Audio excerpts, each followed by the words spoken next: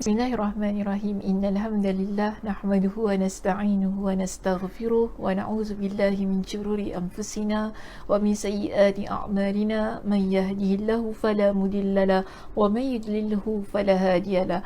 Wa asyhadu an la ilaha illallah wahdahu la syarika lahu wa asyhadu anna Muhammadan abduhu wa rasuluh. Amma ba'd. Rabbi shrah li sadri wa yassir li amri wahlul 'uqdatam min lisani yafqahu qawli. Rabbi zidni ilma warzuqni fahma. Allahumma inna nas'aluka ilman nafi'a wa rizqan tayyiba wa amalan mutaqabbala. Assalamualaikum warahmatullahi wabarakatuh. Apa khabar jemaah kita di Masjid An-Naim pada malam ini? Mudah-mudahan semuanya dalam keadaan yang sihat sejahtera hendaknya.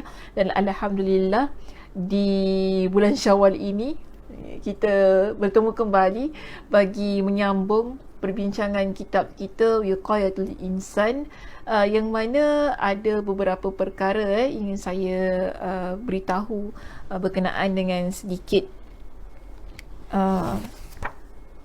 nak cakap apa skip, saya nak skip lah, bukan sedikit, banyak jugalah yang ingin saya langkau perbincangannya. Jadi kalau sesiapa yang biasa mengikuti pengajian kita di kuliah Wiqayatul Insan ini akan tahulah bahawa kita pada sebelum kita cuti untuk 2 minggu terakhir bulan Ramadan, kita bincangkan tentang perbezaan antara sihir, karamah dan juga mukjizat. Jadi setelah itu kita ada satu bab yang membincangkan tentang jenis-jenis sihir dan pengobatannya. Tetapi saya mengambil keputusan untuk tidak membincangkan tentang hal ini. Banyak jugalah kalau lihat di sini daripada muka surat 601 hingga 692. Tak mengapalah tentang jenis-jenis sihir dan cara pengobatannya itu nanti boleh dibaca sendiri. Mudah-mudahan tidak ada hal yang sukar di situ, dan saya pun berusaha untuk menyelesaikan perbincangan kitab kita ini tidak lama lagi. Jadi pada malam ini kita akan terus pergi ke muka surat 693. Okey, muka surat 693 yang membincangkan tentang dalil Al-Quran berkenaan penyakit Al-Ain. Jadi bab kita bermula dari malam ini, kita akan bincangkan tentang penyakit Al-Ain. Itu penyakit yang menyebabkan daripada pandangan mata seseorang. Kita akan bincangkan tentang dalilnya dari sudut Al-Quran, sudut hadis, pandangan ulama. Jadi apakah yang dianjurkan untuk kita lakukan. Sebab mungkin ada antara kita yang kurang pasti bagaimana penyakit ini boleh berlaku dan sebagainya. Jadi di sini kalau kita rujuk pada muka surat 693, kita akan mulakan perbincangan dengan melihat dalil-dalil dari ayat Al-Quran yang menyebutkan tentang penyakit ini. Namun sebelum itu kita akan pergi terlebih dahulu kepada definisi ataupun maksud penyakit Al-Ain. Mungkin ada yang tak tahu, yang tidak pasti apa sebenarnya yang dimaksudkan dengan penyakit Al-Ain ini. Baik, jadi di sini saya bawakan sedikit perbincangannya berkenaan dengan maksud penyakit ini. Ain ini biasa kita panggil ia penyakit Ain ya. Ain ini adalah penyakit atau gangguan yang disebabkan daripada pandangan mata seseorang.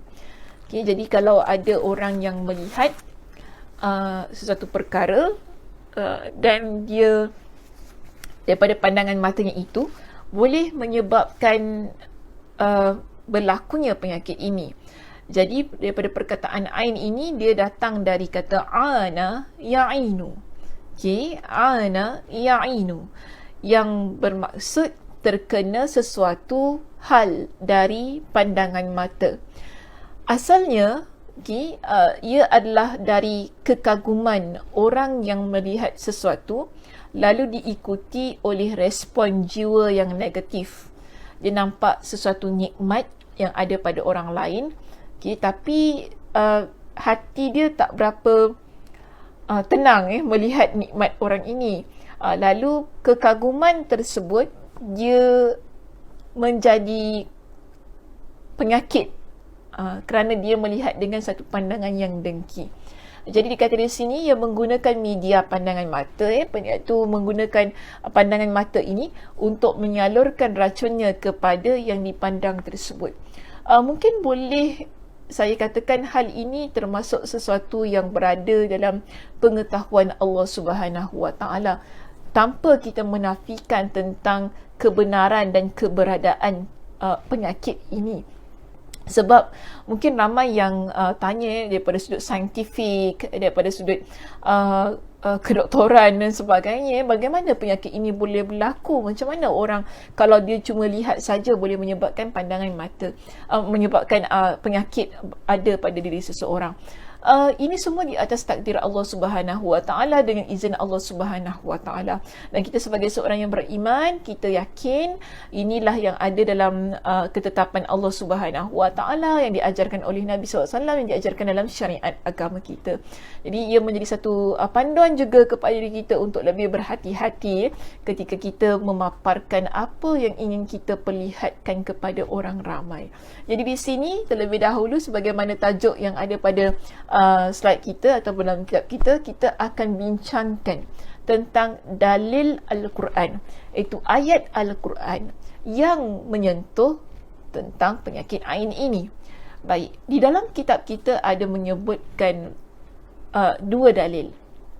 Kita pergi kepada dalil yang pertama, iaitu ayat Al-Quran yang pertama yang terdapat dalam surah Yusuf pada ayat yang ke-67 hingga 68. Dalam surah Yusuf ini, ia menceritakan tentang apa yang diperintahkan oleh Nabi Yaqub kepada anak-anaknya ketika mereka ingin berangkat bersama dengan Bunyamin untuk ke Mesir.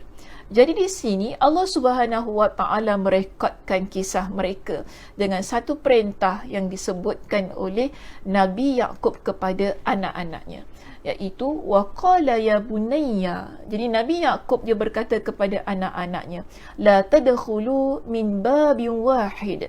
Nabi Yaqub pesan kepada anak-anaknya, wahai anak-anakku, janganlah kamu bersama-sama masuk dari satu pintu gerbang. Jadi ada banyak pintu di Mesir ini. Ketika nak masuk di Mesir ni ada banyak pintu. Nabi Yaqub pesan kepada anak-anaknya ini supaya mereka ni semua berpecah. Okay? Jangan semua masuk sekali pada satu pintu. Kita bayangkan mungkin di situ ada 5 pintu. Jadi Nabi Yaqub perintahkan supaya mereka ini masuk daripada pintu-pintu yang berlainan itu tadi. Okay, mungkin 3 masuk daripada pintu A, 2 masuk daripada pintu B, dan seorang lagi masuk daripada pintu C, dan seterusnya. Kerana apa di sini? Dia pesan kepada anak-anaknya, wadkhulu min abwabin mutafarriqah. Masuklah kalian dari pintu-pintu gerbang yang berlainan. Wa ma ughni ankum minallahi min syai'. Tapi Nabi Yaqub kata apa kepada mereka? Namun demikian, aku tiada dapat melepaskan kamu barang sedikit pun daripada takdir Allah. Yang mana dia kata, inilah hukmu illa lillah. Sesungguhnya hukum itu ialah berlaku atas ketetapan Allah Subhanahu Wa Taala. Wa alaihi tawakkaltu wa alaihi falyatawakkalul mutawakkilun. Dan hanya kepada Allah lah aku bertawakal, dan hendaklah kepadanya saja orang-orang yang bertawakal berserah diri. Ayat yang ke-67 ini kemudiannya disambung pada ayat yang ke-68, di mana Nabi Yaqub alaihi salam, Allah Subhanahu Wa Taala meneruskan kisah ini. Allah ceritakan dalam surah ini, Allah kata walamma dakhalu min haitsu amarahum abuhum. Jadi anak-anak Nabi Yaqub ini mereka ikut sebagaimana yang diperintahkan oleh ayah mereka. Mereka ikut menurut perintah ayah mereka. maka la yughni anhu minallahi min syai', maka cara yang mereka lakukan itu tiadalah melepaskan mereka sedikit pun dari takdir Allah. Illa hajatan fi nafsi Yaqub qadaha, melainkan akan tapi itu hanya satu keinginan yang ada pada diri Yaqub yang telah ditetapkan. wa innahu lazu ilmin lama 'allamnahu wa innahu lazu ilmin lima 'allamnahu walakin aktharan nasi la ya'lamun. Kerana kami telah mengajarkan kepadanya dan sesungguhnya dia mempunyai pengetahuan, iaitu kerana kami telah mengajarkan kepadanya, akan tetapi kebanyakan manusia tiada mengetahuinya. Baik, daripada kedua-dua ayat ini ada satu pengajaran penting yang ingin ditekankan kepada kita berkenaan kenapa, apa sebabnya Nabi Yaqub alaihissalam perintahkan kepada anak-anaknya ini agar bila nanti sampai ke Mesir, mereka tidak masuk daripada satu pintu, tapi masuk daripada pintu-pintu yang berlainan. Di sini kalau kita rujuk dalam kitab kita di muka surat 694, pengarang kitab telah memetik perbincangan daripada kitab tafsir Imam Ibn Kathir. Jadi penerangannya dipetik daripada penjelasan yang diberikan atau pentafsiran yang diberikan oleh Imam Ibn Kathir rahimahullah di dalam kitabnya. Dan di sini dijelaskan kepada kita bahawa Imam Ibn Kathir rahimahullah, dia menyatakan bahawa Allah Subhanahu wa taala di dalam kedua-dua ayat ini berfirman tentang kisah Nabi Yaqub alaihi salam, bahawa dia memerintahkan kepada anak-anaknya ketika mempersiapkan keberangkatan mereka ke Mesir bersama dengan saudara mereka Bunyamin, agar tidak masuk ke dalam istana dari satu pintu tetapi dari pintu yang berlainan. Dan di dalam pentafsiran ini, Imam Ibn Kathir, beliau telah memetik pendapat daripada daripada Ibn Abbas, daripada Muhammad Ibn Ka'ab, Mujahid, Ad-Dhahhak, As-Suddi dan lain-lainnya, kenapa Nabi Yaqub memerintahkan sedemikian. Jadi ia adalah disebabkan bahawa Nabi Yaqub risau, khawatir anak-anaknya akan terkena pengaruh penyakit ain. Okey, maaf ya, saya tersilap type di situ. Mereka terkena pengaruh al-ain. Yang mana itu disebabkan ialah anak-anak Nabi Yaqub adalah mereka di kalangan orang yang tampan, gagah dan memiliki penampilan yang menarik. Jadi kalau kita faham dalam kisah Nabi Yusuf ni, Nabi Yusuf dikenali sebagai seorang Nabi yang tampan, sehingga menjadi kegilaan ibu angkatnya sendiri dalam kisah itu. Tetapi bila kita melihat pada penerangan yang diberikan di sini berdasarkan perintah yang dikeluarkan oleh Nabi Yaqub ini kepada anak-anaknya, kita boleh fahami bahawa hampir keseluruhan anak-anak Nabi Yaqub ini adalah di kalangan lelaki yang tampan, memiliki penampilan yang menarik, memiliki kewibawaan, yang mana bila orang melihat, mereka akan mudah terpesona bila melihat kesemuanya. Jadi kita bayangkan begini, Nabi Yaqub alaihi salam, dia perintahkan anak-anaknya ini agar masuk daripada pintu yang berlainan supaya tidak menjadi tarikan pandangan orang. Kan kalau kita bayangkan macam ni, kalau mereka semua masuk daripada satu pintu, yang handsome ni, yang tampan-tampan ni masuk daripada satu pintu, semua mata akan tertumpu kepada kumpulan ini, kepada mereka semua yang berjalan ni. Bila mata semua tertumpu kepada mereka ni, orang kata, wah, handsome ni diorang ni, daripada mana ni? Akan ada mata-mata yang mungkin tidak memiliki pandangan yang baik. Mungkin ada pandangan yang lupa untuk mengucapkan tasbih, untuk memuji Allah Subhanahu Wa Taala, lalu menyebabkan seseorang di kalangan mereka boleh terkena penyakit ain ini. Jadi sebab itu Nabi Yaqub alaihi salam memerintahkan anak-anaknya masuk daripada pintu-pintu yang berlainan. Jadi dia tidak menjadi perhatian orang ramai. Orang akan nampak, oh ni satu ni, orang tak perasan pun begitu. Orang tak perasan pun mereka ni masuk secara beramai-ramai daripada satu pintu. bila masuk daripada pintu-pintu yang berlainan, sebab ramai orang kan, jadi orang tidak menarik perhatian orang ramai dan orang pun tak perasanlah mereka ini datang. So kita nampak begini, ini merupakan satu cara di mana Nabi Yaqub ingin melindungi anak-anaknya daripada terkena penyakit ini, kerana penyakit ini adalah sesuatu yang ada dalam pengetahuan dia. Dia tahu manusia, kita ni makhluk boleh terkena dengan penyakit hanya dengan pandangan mata manusia, yang kita tak tahu manusia ni dalam ramai-ramai orang, mereka melihat kita dengan pandangan yang bagaimana. Adakah pandangan yang dengki ataupun pandangan yang memang bersyukur kepada Allah Subhanahu Wa Taala pada nikmat yang Allah Subhanahu Wa Taala berikan. Maka sebab itu di sini dijelaskan lagi kepada kita oleh Imam Ibn Kathir rahimahullah, bila Nabi Yaqub kata wama ughni ankum minallahi min syai', namun demikian aku tiada dapat melepaskan kamu barang sedikit pun daripada takdir Allah Subhanahu Wa Taala. Maksudnya ia adalah apa yang diperintahkan oleh Nabi Yaqub itu adalah sesuatu bentuk kehati-hatian, agar bukan untuk menolak takdir Allah. Macam kita, kalau kita sakit, kita makan ubat, betul tak? Adakah kerana kita makan ubat itu untuk menolak takdir Allah?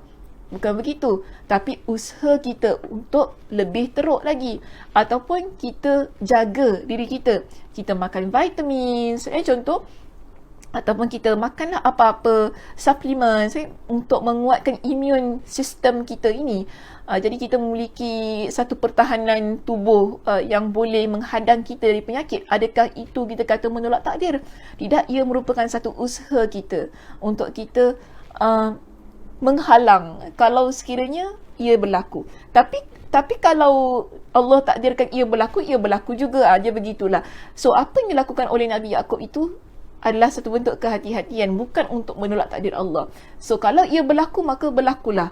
Sebab itu kalau kita lihat pada firman Allah Subhanahu Wa Taala di sini, diceritakan kepada kita, walamma dakhalu min haitsu amarahum abuhum ma kana yughni anhum minallahi min syai' illa hajatan fi nafsi Yaqub qadaha. Imam Ibn Katsir kata apa maksudnya di sini ialah ia adalah usaha Nabi Yaqub untuk menghindarkan anak-anaknya dari pengaruh ain, bukan kata untuk menolak takdir Allah Subhanahu Wa Taala. Tapi kalaulah dengan keadaan yang mana bila anak-anaknya ini masuk daripada pintu-pintu yang berlainan itu, Allah Subhanahu Wa Taala nak takdirkan mereka ini terkena dengan penyakit ain, maka terkenalah. Jadi kita terkenalah.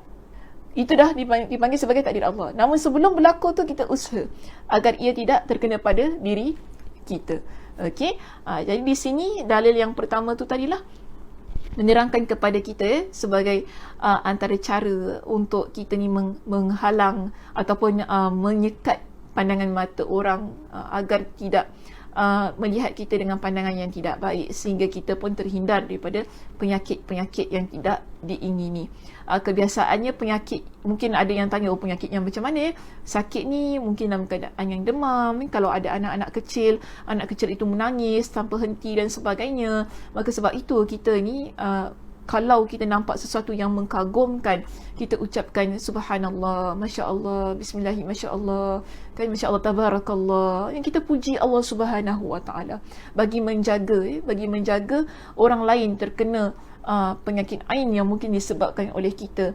Sebab itu kita pun kalau nak tunjuk apa-apa yang mengkagumkan, yang boleh menyebabkan orang puji, kita ucapkan dulu bismillah, masya-Allah, subhanallah, supaya orang lain juga terlatih untuk mengucapkan pujian kepada Allah Subhanahu Wa Taala agar ia terjaga daripada penyakit-penyakit yang tidak diingini. Itu antaranya adalah penyakit daripada pengaruh daripada pandangan mata itu tadi. Baik, kita ada dalil yang kedua.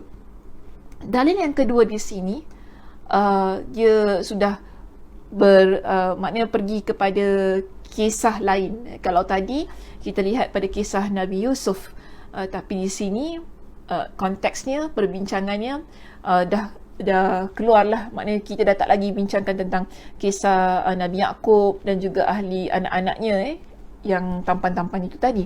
So bila kita masuk kepada dalil kita yang kedua, ini berada di muka surat 695, yang mana Allah Subhanahu wa taala berfirman, Allah Subhanahu wa taala menyebutkan di sini, wa in yakadul ladzina kafaru la yuzliqunaka bi absarihim lamma sami'u dzikra wa yaquluna innahu lamajnun. Dan sesungguhnya orang-orang kafir itu benar-benar hampir menggelincirkan kamu dengan pandangan mereka tatkala mereka mendengar Al-Quran, dan mereka berkata, sesungguhnya dia Muhammad benar-benar orang yang gila. Surah Al-Qalam ayat 51. Jadi ini tentang Nabi sallallahu alaihi wasallam. Allah Subhanahu wa taala menceritakan tentang orang musyrik, itu orang yang mensyirikkan Allah Subhanahu wa taala. Allah kata mereka itu hampir menggelincirkan Nabi sallallahu alaihi wasallam dengan pandangan mata mereka. Jadi masih lagi kita memetik pada pentafsiran Imam Ibn Kathir rahimahullah di dalam kitab kita ini juga menyebutkan tentang penerangan itu, yang mana dia kata perkataan ataupun lafaz ayat la yuzliqunaka artinya ialah la yunfizunaka. La yunfizunaka di sini bermaksud ialah mempengaruhi kamu dengan mata mereka. Ini adalah pendapat daripada Ibn Abbas, Mujahid dan yang lainnya. Maka di situ Allah Subhanahu wa taala mengingatkan bahawa musyrikin ini, iaitu orang-orang kafir itu, mereka boleh mempengaruhi Nabi sallallahu alaihi wasallam dengan mata mereka. Dengan kata lain iaitu mendengki kepada kamu kerana kebencian mereka terhadapmu sekiranya tidak ada perlindungan dan penjagaan Allah kepadamu dari mereka. Tapi Allah Subhanahu wa taala menjaga Nabi sallallahu alaihi wasallam daripada kejahatan pandangan mata mereka. Dan dalil kita yang kedua ini disebutkan oleh pengarang kitab sebagai satu bukti kukuh kepada kita bahawa ain, iaitu penyakit ain yang disebabkan oleh pandangan mata, memiliki dan pengaruhnya, iaitu kesan daripada ain ini adalah sesuatu yang benar dan terjadi dengan izin Allah Subhanahu wa taala. Ada pengaruhnya pada pandangan mata seseorang kepada sesuatu yang dia lihat. Sebab itu ini perbincangan ini ingin memperingatkan kepada kita, apapun yang kita lihat dalam bentuk kekaguman, ia perlu diikuti dengan pujian kepada Allah Subhanahu wa taala. Kalau sekiranya kita ni ada rasa dengki, maka istighfarlah kepada Allah, dan mudah-mudahan Allah Subhanahu wa taala menjaga orang yang kita dah lihat itu tadi daripada perkara-perkara yang tidak baik. Sebab tu kita ucapkan masya-Allah tabarakallah, kita letakkan pujian itu kepada Allah Subhanahu wa taala sebagai satu bentuk kehati-hatian agar kita tidak mengenakan penyakit ain itu kepada diri seseorang. Mungkin kita boleh mempersoalkan, dah dia ustazah yang dia nak tunjuk-tunjuk sangat kepada kita, kita tengok kita pula yang salah. Okey, insya-Allah perkara tersebut kita akan bincangkan nanti pada sesi yang akan datang, kerana kita ada banyak dalil daripada ayat-ayat daripada hadis Nabi sallallahu alaihi wasallam ni yang akan membincangkan tentang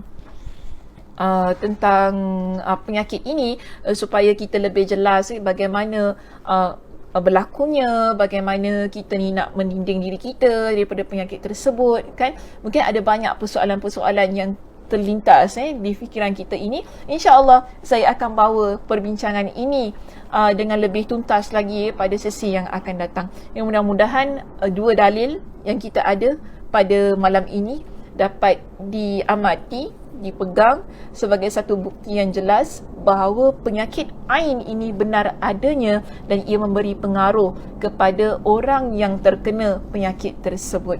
Wallahu a'lam bissawab. Terima kasih di atas perhatiannya. Mudah-mudahan Allah Subhanahu wa taala memberikan kepada kita dengan kesihatan, kelapangan masa untuk kita bertemu pada minggu hadapan. Saya tutup dengan tasbih kafarah. Subhanakallahumma wa bihamdika asyhadu an la ilaha illa anta astaghfiruka wa atubu ilaik. Assalamualaikum warahmatullahi wabarakatuh.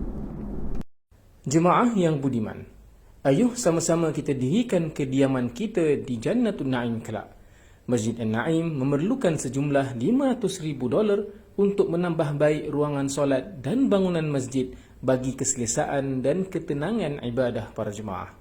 Saya doakan agar setiap infak yang dihulurkan diberikan pulangan oleh Allah Subhanahu wa taala dengan berlipat kali ganda di dunia dan akhirat nanti. Amin ya rabbal alamin.